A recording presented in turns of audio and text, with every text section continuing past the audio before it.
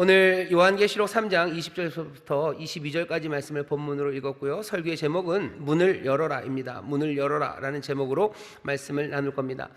오늘 설교의 시작은 크리스마스 카드로 시작합니다. 여러분들 크리스마스 카드를 보면요, 그냥 나무, 성탄 추리만 있는 나무도 있지만 뭔가 성경의 이야기가 담겨 있는 크리스마스 카드를 보시면 그 카드의 내용을 아실 거예요. 한 중간에 이렇게 빛이 쫙 내려오죠. 거기에 아이가 하나 강보에 쌓여서 예쁜 아이가 하나 있고요. 그리고 그 아이를 놓인 그 그릇이 말밥그릇, 말구유인지 뭔지 잘 알아보기는 어렵지만 말구유에 놓인 아이가 있습니다. 그 주변에는 어머니 마리아 그리고 요셉이 그 옆에 서 있죠. 한쪽에는 동방박사, 무슨 아라비안 나이트에 나오는 것 같은 옷을 입은 동방박사들이 선물을 가지고 근엄하지만 행복한 표정으로 서 있고요. 보통 또 한쪽에는 목자들입니다. 베들레헴 근처에 있었던 목자들이 아기를 경배하러 온 그 모습이 보입니다. 그리고 뒷배경에는 가끔 가다가 나귀도 그리고 소도 그리고요. 소는 잘 못 봤어요. 꼭 나귀를 그리더라고요. 나귀를 그리고 또 재밌으려면 거기다 오리도 그리고, 그래서 마구간에 있는 뭔가, 그리고 그 집을 덮고 있는 것은 이 허름한 건초 더미로 지어진 천막 같은 조그만 마구간이 그려집니다. 그 다음에 하늘이죠. 그 위쪽의 하늘은 뭔가 짙은 푸른색, 아주 짙푸른 하늘에 별들이 박혀 있고요. 그리고 천사들이 노래하는 천사들 그림이 몇 개 그려져 있어요. 그게 우리가 알고 있는 크리스마스 카드의 어쩌면 전형입니다. 그 크리스마스의 내용들을 채우는 건 그냥 상상으로만 채운 건 아니고요. 마태복음 그리고 누가복음에서 우리에게 전해주는 예수님 탄생의 이야기의 내용들을 모아 그 크리스마스 카드를 만든 겁니다. 지난 대강절 몇 주간 동방박사 마태복음 얘기를 좀 했어요. 누가복음 얘기는 좀 잘 안 했죠. 누가복음에서 하이라이트는 그 구유입니다. 계속해서 누가는 그 구유, 그 말구유 얘기를 합니다. 오늘 우리가 예수님의 탄생을 축하하고 또 감사하는 자리에 나왔을 때 우리에게 그려진 그림, 그 이미지를 좀 잘 보셨으면 좋겠어요. 예수님이 베들레헴에 나신 건 어쩌면 구약에 이미 예언이 되어 있었습니다. 베들레헴에서 나신대요. 그러니 예수님이 오시려면 베들레헴으로 오시는 게 맞습니다. 그런데 구유에 놓인 건 좀 특별합니다. 꼭 구유에 오실 필요는 없었어요. 하지만 예수님이 말구유로 오십니다. 그게 사실이에요. 그 사실도 중요하고요. 누가는 이 사실을 놓치지 않고요, 이 이야기를 기록합니다. 모든 역사의 기록은, 모든 기록들은요, 그 선택이에요. 왜? 누가는 동방박사 이야기 하잖아요. 마태도 여기 누가가 나오는 말구유 얘기를 마태도 하지 않습니다. 누가는 선택을 했어요. 여러 가지 예수님의 탄생의 이야기 중에서 사람들에게 꼭 들려줘야 되는 것, 그것을 선택해서 말구유, 마구간, 베들레헴 그 이야기를 우리에게 전합니다. 예수님께서 이 땅에 오실 때 베들레헴 말구유로 오신 사실이, 그리고 또 누가가 그것을 우리에게 기록하며 전해주고 있다는 것이, 이것을 통해서 우리에게 전하는 메시지, 그것이 분명하다는 걸 알려줍니다. 거기 베들레헴 말구유에 오셨어요. 그게 도대체 우리에게 무슨 의미가 있는지, 성탄의 카드, 성탄의 사실을 기록해주고 있는 복음서의 내용이 우리에게 무엇을 말하려고 하는지 오늘 좀 그것들을 돌아보려고 합니다. 평강의 왕, 유대인의 왕, 경배받으시기 합당한 왕 중의 왕이 베들레헴 마구간 그곳으로 오셨습니다. 누가는 뭐라고 설명하냐면요, 누가복음 2장 7절에 마다들을 낳아서요 강보에 쌓아서 어디에다가 구유에 누이셨대요. 왜? 사관에 머물 곳이 없었기 때문이랍니다. 누가복음 2장 7절에 사관에 머물 곳이 없었대요. 여관에 머물 곳이 없어서 그렇게 됐답니다. 그 사실을 설명을 해줘요. 사실은 말 안 해도 상관없습니다. 그냥 구유에 놓였다, 그냥 그러면 돼요. 근데 일부러 써놨죠. 사관에 방이 없어서 그랬어요. 사관에 방이 없었습니다. 이 얘기는 무슨 얘기입니까? 예수님이 오시는, 평강의 왕이 오시는데 베들레헴 구유로 오시는 그분, 이유가 있어요. 사관에 방이 없었기 때문입니다. 방이 없어요. 그러니 어떻게 되는지요? 문은 닫힙니다. 그리고서는 이 젊은 부부는 밀려나서 그렇게 어쩌면 마구간에서 아이를 낳고요, 그래서 말구유에 놓게 됩니다. 이건 특별한 사건 하나로 끝나지 않습니다. 왜냐하면 여기 있는 이 베들레헴 마구간 그 말구유는요, 우리의 삶과 굉장히 많이 닮아있기 때문입니다. 방이 없다는 게 뭔지 우리는 알아요. 방이 없으면 문이 닫힙니다. 그리고 문이 닫히면 밀려나 버립니다. 여기 방이 없어서 그래서 문이 닫혀 밀려난 사람들, 그게 뭔지 알아요. 여기 계신 성도님들 중에 어떤 분들은 아마 실직의 아픔을 당하셨을 겁니다. 왜? 방이 없기 때문이에요. 방이 없으니 문이 닫힙니다. 다른 사람에게 다 닫히는 건 아니에요. 내게 닫힌 거예요. 그리고 나는 밀려납니다. 꼭 직장을 다니는 사람들만 그런 거는 아니죠. 장사를 하시는 분들도 많아요. 많은 장사, 한 업종에 가게들이 많죠.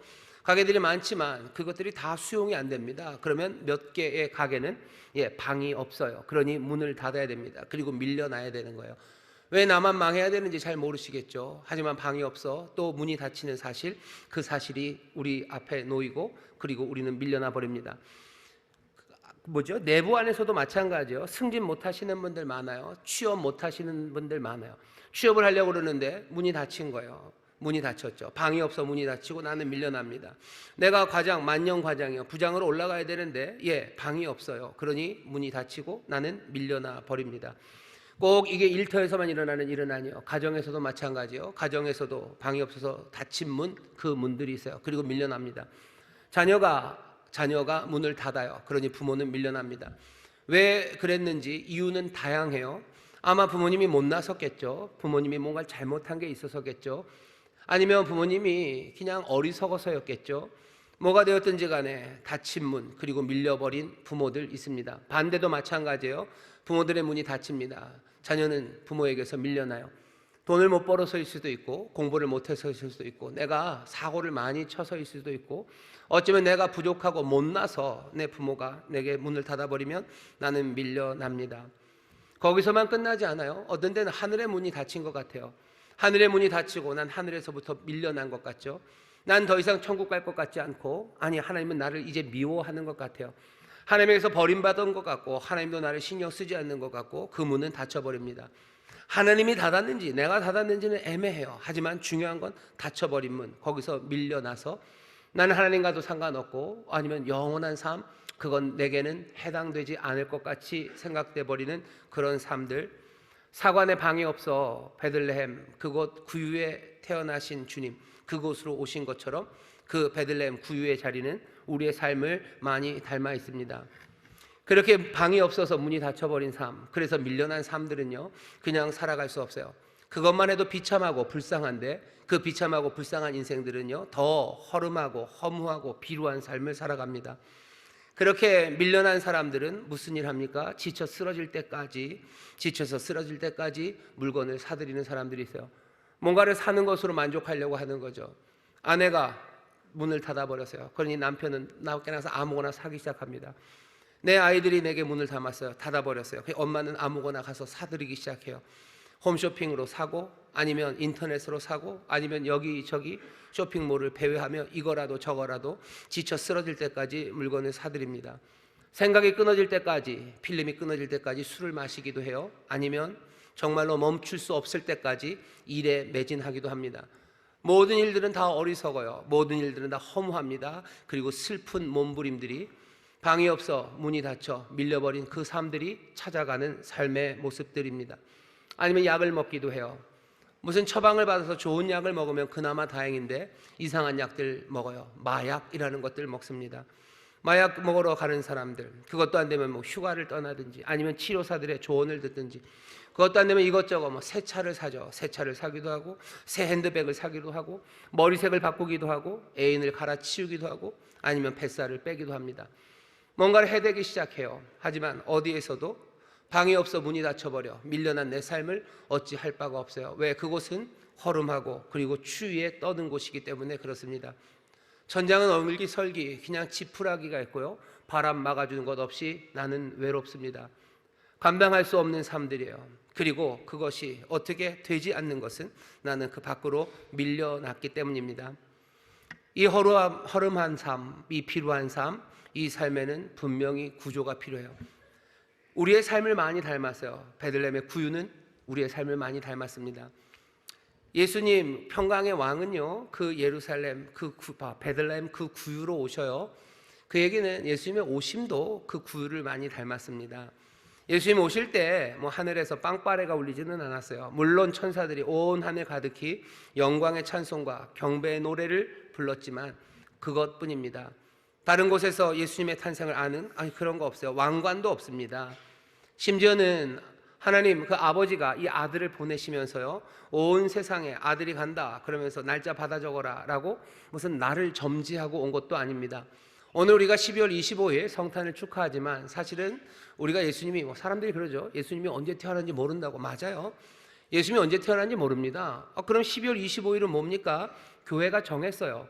예수님 탄생하시고 태어나시고 한 거의 300년이 넘어 지나서 4세기에 교회가 그냥 정한 겁니다. 이날일 거라고, 이날일 거라고. 아마도 마리아가 수태를 한 것은 뭐죠? 춘분이죠. 춘분 때쯤, 3월 25일 그때 춘분 때쯤일 테니 이제 그거부터 9개월, 그래서 지나서 12월 25일 그때쯤 태어난 걸로. 이 얘기가 전하는 바가 뭐죠? 우리가 예수님의 생일을 정확하게 모른다는 게 예수님의 탄생을 부정하는 이야기가 아니에요. 예수님의 생일을 몰라서 12월 25일로 정했다는 건 예수님께서 얼마나 베들레헴 말구유처럼 오셨는지를 웅변처럼 증명하는 겁니다. 고맙게도 제 생일을 아시는 성도님들이 계셔요. 아마 시간이 지나도 여러분들 아실 겁니다. 하지만 예수님 생일은 어쩌면 예수님이 말을 안 해주셨는지, 제자들에게 중요하지 않다고 생각했는지 사람들에게 전해지지가 않았어요. 말이 없습니다. 예수님은 그렇게 오셨어요. 아무것도 아닌 사람인 양 오셨어요. 적어도 우리 가족 중에 중요한 사람 생일은 다 압니다. 하지만 예수님은 그렇게 오지 않으셨어요. 베들레헴 말구유 그리로 그렇게 오셨습니다. 왜 오신 거예요? 이 놀라운 사실 하나는요, 예수님 그 베들레헴 말구유처럼 오셨고 베들레헴 말구유로 오신 그 주님은 우리에게 그 귀하신 사랑이 얼마나 놀라운지를 우리에게 알려줍니다. 불굴의 사랑으로 오셨어요. 뭐 하러 오셨어요? 여기 쫓겨난 사람들, 닫힌 문에 밀려버린 삶, 그 삶들을 찾아서 구해 주시기 위해서 오신 겁니다. 평강의 왕이 오셨어요. 그냥 유람하러 오신 거 아닙니다. 유람하러 오셨으면 베들레헴 말구유로 오시면 안 돼요. 전망 좋은 높은 곳에 오셔야 되고, 아니면 유람하기 좋은 사람들과 함께 하셔야 돼요. 하지만 평강의 왕은 이 땅에 유람하러 오신 것 아니고 세상에 떵떵거리러 오신 것 아니에요. 떵떵거리러 오셨으면 빵빠레 불어야 되고 꽃가루 날리면서 오셨어야 돼요. 하지만 그렇게 오시지 않았습니다. 베들레헴 말구유로 오신 이 엉뚱하고 불가사의하고 무엇으로도 막을 수 없는 이 불굴의 사랑은 우리를 찾아내시기 위해서 오신 거예요.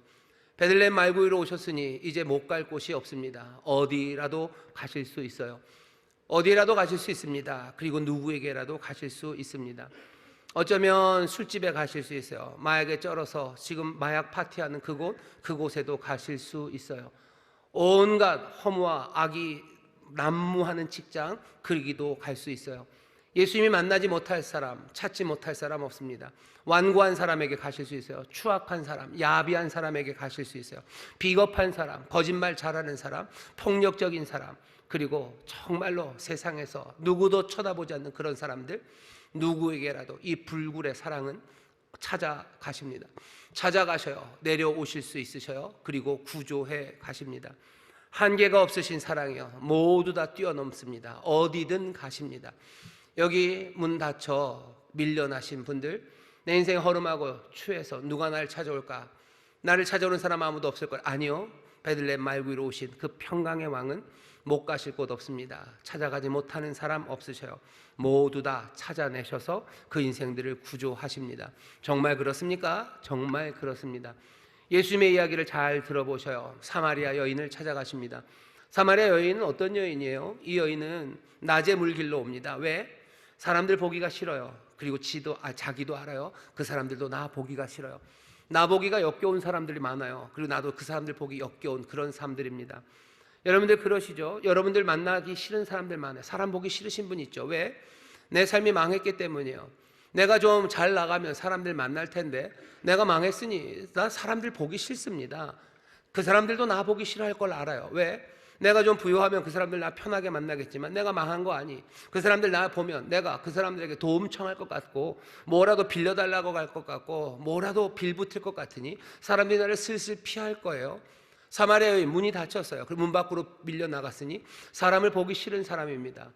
사람 보기 싫은 사람 예수님 어떻게 하셔요? 찾아오셔요. 수색하셔요. 찾아내셔요. 그리고 어떻게 하십니까? 그리고 구원해 주셔요. 삶을 바꿔내십니다.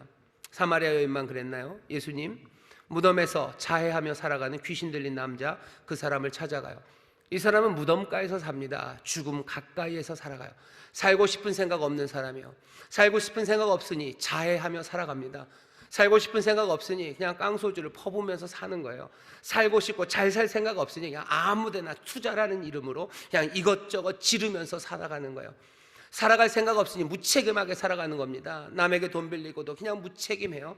그냥 내 자신들에게도 무책임합니다. 무덤가에 살아가고 있는 귀신 들린 사람.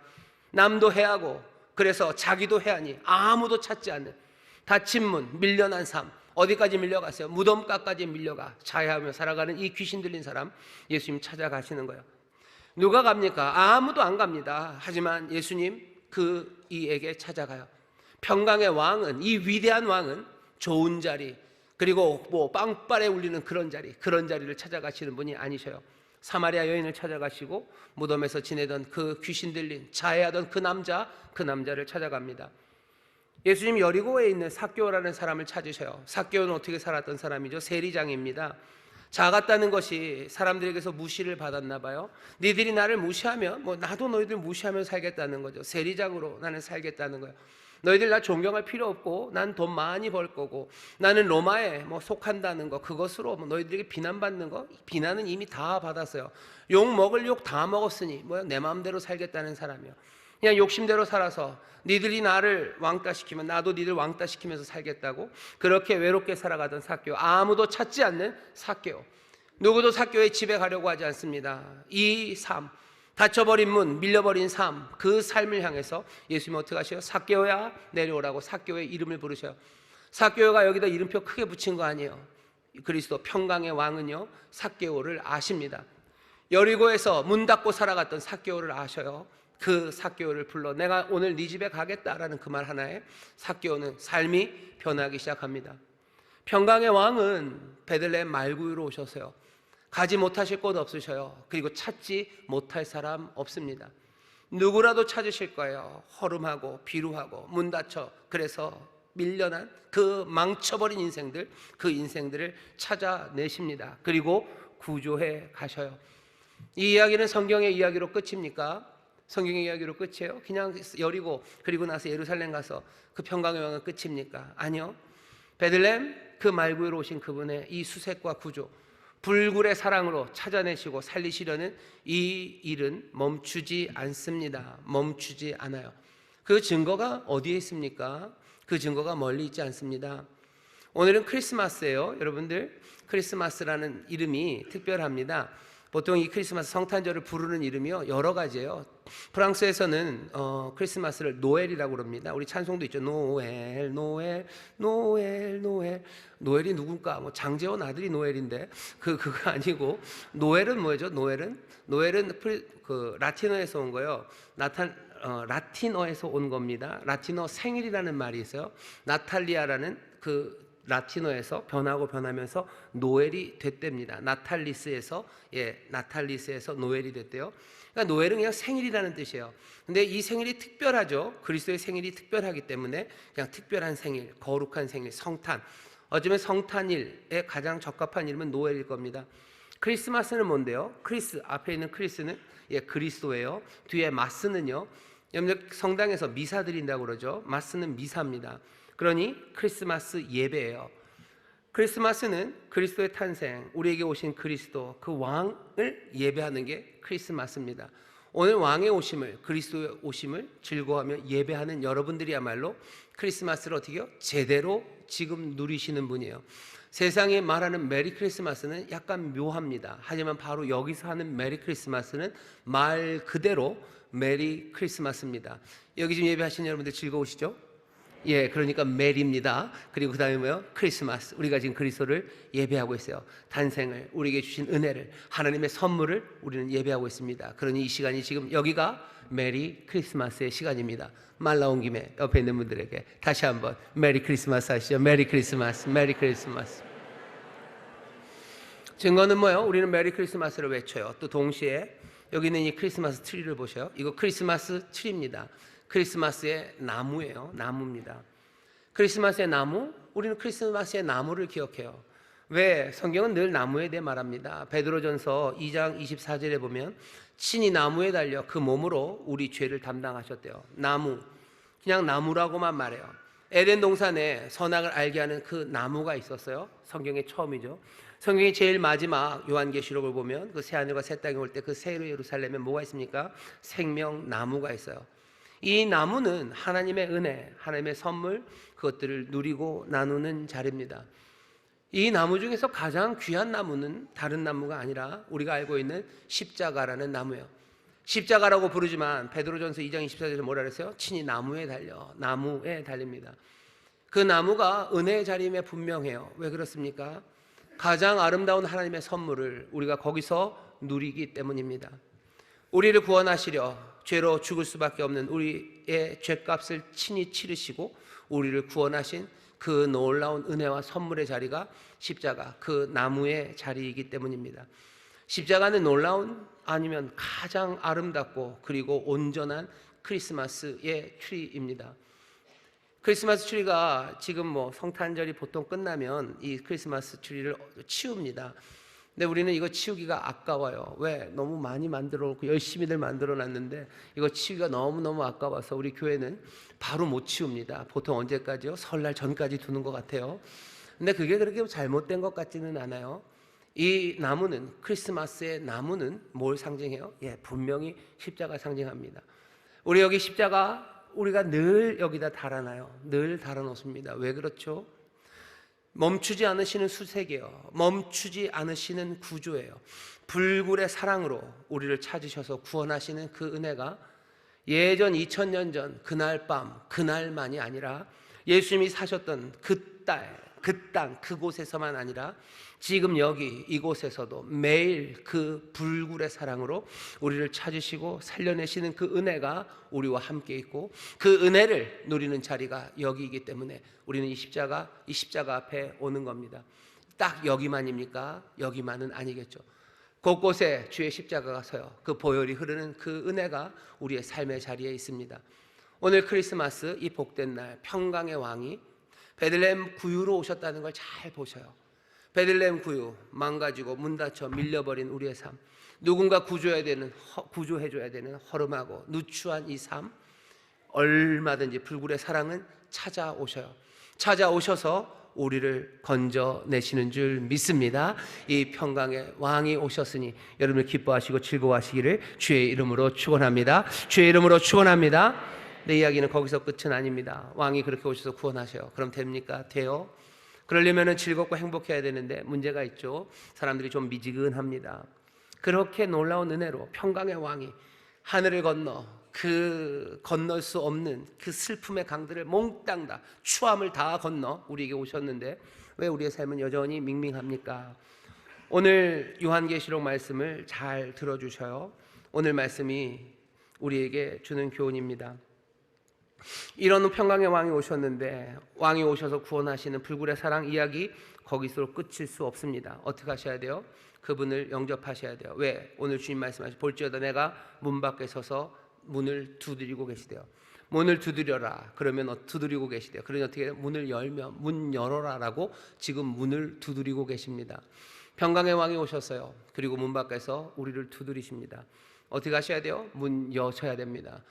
여러분들 고민하고 열까 말까 고민하지 마셔요. 열까 말까 고민하는 거 아닙니다. 왜 그런지 아십니까? 문을 열은 바로 그 집은 여러분 집이 아니에요. 그 집은 여러분 집 아닙니다. 그 집의 주인은 그 평강의 왕입니다. 주인 지금 외판원으로 오신 거 아니에요. 구걸하려고 오신 거 아니에요. 평강의 왕이 지금 우리의 문을 두드리실 때, 우리를 찾아내서 우리를 두드리실 때 네 집에 내가 들어가고 싶다는 게 아니에요. 이건 내 집이다. 문 열어라 하고 문 두드리는 겁니다. 복음서에서 늘 문을 두드리는 사람은 누구예요? 문을 두드리는 사람은 그냥 급박하게 온 주인입니다. 뜻밖의 시간에 온 주인이 문을 두드려요. 그러면 그 안에 있던 종들은 어떻게 해야 됩니까? 깨어있다가 그 문을 열어줘야 되는 거예요. 주인이 문을 두드리셔요. 그러면 종들은 문을 여는 겁니다. 우리가 오해하는 게 많아요. 요한계시록을 적은 요한은 이미 요한복음서에서 그 얘기를 했습니다. 1장 9절에 보면 참빛 곧 세상에 와서 각 사람에게 비추는 빛이 있었나니, 빛이 오시죠. 평강의 왕이 오십니다. 그가 세상에 계셨으며 세상은 그로 말미암아 지은 바 되었으되 세상이 그를 알지 못하였고, 11절입니다. 1장 11절 요한복음, 자기 땅에 오매 자기 백성이 영접지 아니하였으나. 빛이 오셨어요. 왕이 오셨어요. 어디 오신 거예요? 우리의 세상에 온 게 아니에요. 자기 땅에 오셨어요. 자기 땅에 오셨어요. 자기가 만드신 세상이셔요. 자기가 소유한 그 세상입니다. 자기 땅에 왔는데 사람들이 영접하지 않은 겁니다. 12절 우리가 잘 아는 말씀이죠. 영접하는 자 곧 그 이름을 믿는 자들에게는 하나님의 자녀가 되는 권세를 주셨으니. 자기 땅에 오셨다고. 세상은 그분 그리스도의 것입니다. 마찬가지요. 자기 집에 오신 거예요. 우리 각자 우리의 삶이라는 건 우리 것 아닙니다. 그리스도의 것이요. 왕이 지금 문을 두드려요. 주인이 문을 두드립니다. 그럼 우리는 고민해야 됩니까? 열까 말까 내가 고민해야 되는 거 아닙니다. 내 집 문을 여는 게 아니기 때문이요. 주인이 오셨어요. 그러니 문 활짝 여셔야 됩니다. 오늘 설교의 제목이요. 문을 여셔요. 문을 여셔요. 왜 라오디게아 교회가 이 말을 들어야 되는지 압니까? 라오디게아 교회를 향해서 예수 그리스도가 하셨던 책망은 미지근하며, 너희들 미지근하다. 미지근하면 내가 토해내겠다라고 얘기해요. 미지근해요. 미지근합니다. 토해내겠다고 얘기하셔요. 왜 그렇습니까? 라오디게아 사람들 자기들이 부유하다고 그런데요. 부유하다고 너희들 말하지. 하지만 너희가 부유하지 않다. 너희의 삶은 곤고하고 가련하고 가난해요. 너희들은 눈에 병 걸렸고 너희들의 삶은 지금 헐벗은 삶, 그 삶 살아가고 있는데, 너희들 미지근한 삶 살아가고 있는데 너희들 그러면 안 된다고, 문 열라고 지금 얘기하시는 겁니다. 미지근한 삶이 왜 미지근해지는지 아십니까? 거리 때문에 그렇습니다. 라오디게아라는 게요 정말로 부유한 동네입니다. 특별한 양모를 만들어요. 그래서 굉장히 부자예요. 근데 여기 문제가 뭐냐면 물이 없습니다. 그런데 사실은 라오디게아 북쪽 남쪽으로요 어마어마하게 좋은 물이 있어요. 라오디게아 한 북쪽으로 7, 8km 떨어진 곳에 히에라폴리스라고요. 터키 여행하시면 아마 가실 수 있습니다. 석회질이 많은 굉장히 좋은 온천, 막 뜨거운 온천이 히에라폴리스에 있어요. 히에라폴리스에서 여기로 물을 보낼 수 있습니다. 근데 7, 8km나 되니까요. 그 수도관을 만들어서 물을 흘려 보내는데 7, 8km 되면 뜨거운 물이 오면서 식어버리겠죠. 그러니까 라오디게아에 왔을 때 미지근해집니다. 하지만 이 물은 먹을 수는 없는 물이에요. 먹을 물은 어디 있습니까? 여기 라오디게아 남쪽으로 한 18km쯤에 골로새가 있어요. 거기 높은 산에서요 정말로 차고 시원하고 상쾌한 물이 여기 가득합니다. 이 물을 어디로? 부자인 동네 라오디게아까지 또 수도관을 연결해서요 물을 흘려보내요. 마찬가지예요. 시간이 지나면 이 차고 신선했던 물은요 다시 미지근해집니다. 라오디게아는 미지근해요. 미지근한 물을 먹어요. 문제는 뭐예요? 물은 있어요. 물은 있습니다. 하지만 거리가 문제죠. 평강의 왕이 우리 가운데 오셨어요. 그래서 우리의 삶을 구조하시고 우리에게 은혜를 주시려고 하는데 문제는 뭡니까? 거리가 문제예요. 문 밖에 서서 두드리고 있어요. 왕은, 주인은 우리의 인생에 새로운 것 주시고 살리시고 우리의 삶의 소망과 그리고 새 사명과 그리고 새 뜨거움으로 살게 하시려 하시는데 여전히 거리예요. 7, 8km 아니면 한 8km 아니면 18km, 이건 그거보다도 더 가깝지만 어쨌든 문 밖입니다. 문 밖에 서 계셔요. 문 밖에 있었던 우리들입니다. 그리고 우리는 문을 걸어 잠근 거예요. 문 열어야 됩니다. 주인이 문 열라고 하는 거지. 내가 하는 게 아니에요. 내가 부유하지 않아요. 라오디게아 사람들은 내가 부유하다고 그러죠. 아니요, 부유하지 않아요. 부유하신 분은 누구세요? 그리스도가 부유하셔요. 내가 가진 모든 것들은 내 것 아닙니다. 나는 가난한 사람이요, 나는 곤고한 사람이고 나는 가련한 사람이요, 나는 그냥 종일 뿐이지 내가 가진 것 아무것도 없죠. 그런데도 그것이 내 것인 양 생각하는 사람들, 그 사람들은 문을 못 여는 겁니다. 그럼 인생은 미지근해지는 거예요. 왕이 오셨는데도 그 뜨거운 물의 치료도, 이 인생의 상쾌함도 누리지 못하는 거, 그 문을 열지 못하기 때문에 오늘 크리스마스입니다. 평강의 왕이 오셨어요.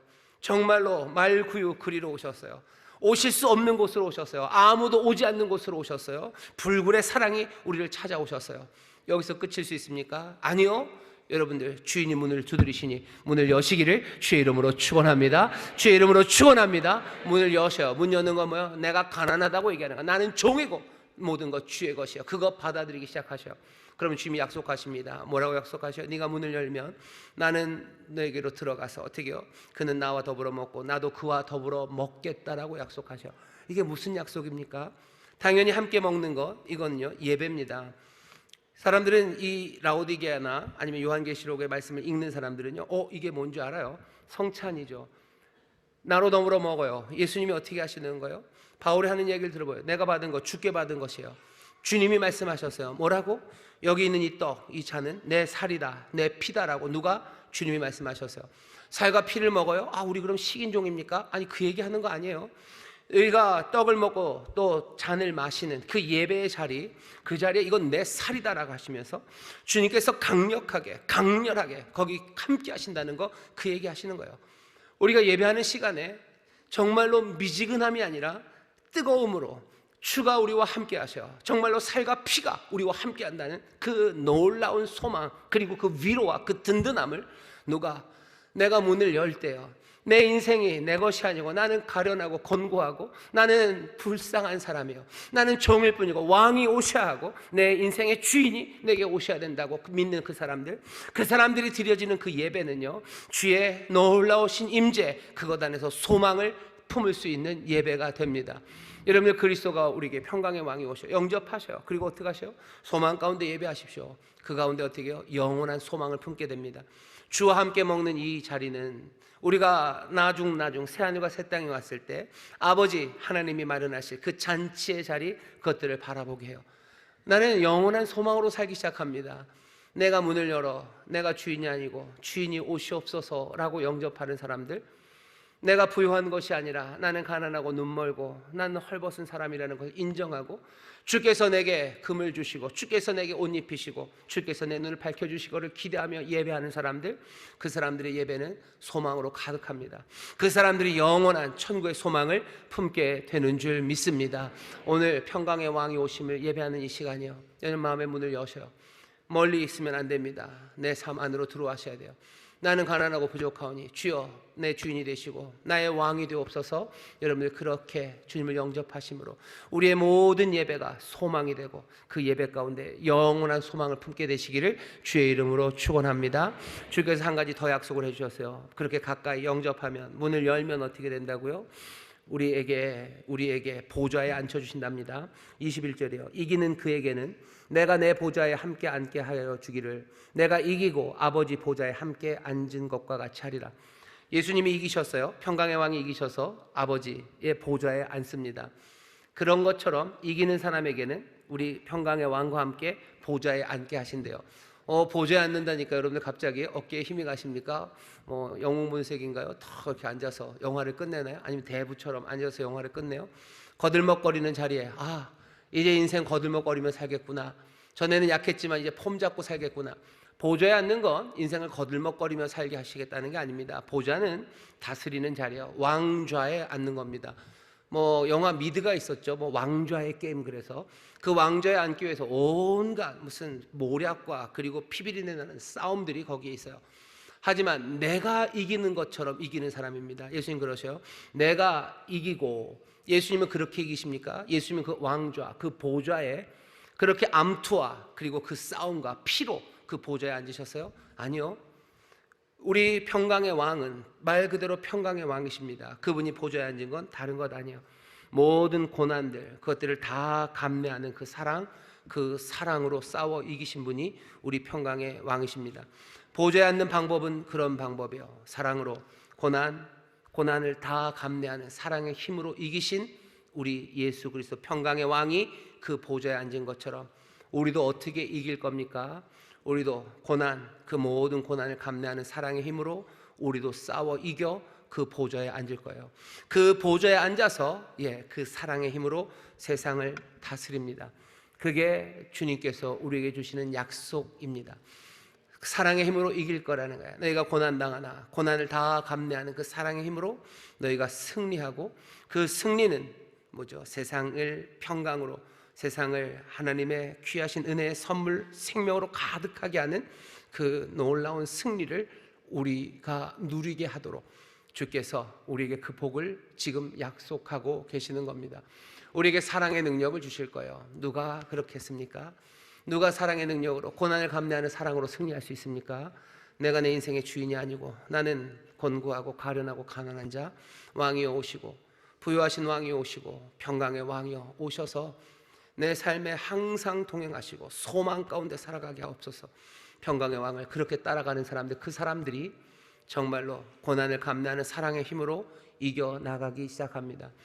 그때부터는 내가 닫힌 문 밖에서 외로웠던 사람들은 아니에요. 그때부터 우리는 우리의 문을 열어 주님 영접한 사람들, 세상의 문들을 열기 시작할 겁니다. 사람들의 닫힌 마음들을 열 거예요. 꽁꽁 싸매어놨던 그 아픔의 자리들을 열기 시작할 거고, 그리고 그곳에 소금을 뿌리는 게 아니라 하나님의 은혜가, 그리고 성령의 놀라우신 기름 부으심이, 치료하시는 은혜와 생명이 불어넣어지게 됩니다. 문들을 여시는 하나님이여, 하늘 문을 여시고 이 땅에 오셔서 세상에 있는 모든 문들을 이제 열어 젖히기 시작하셔.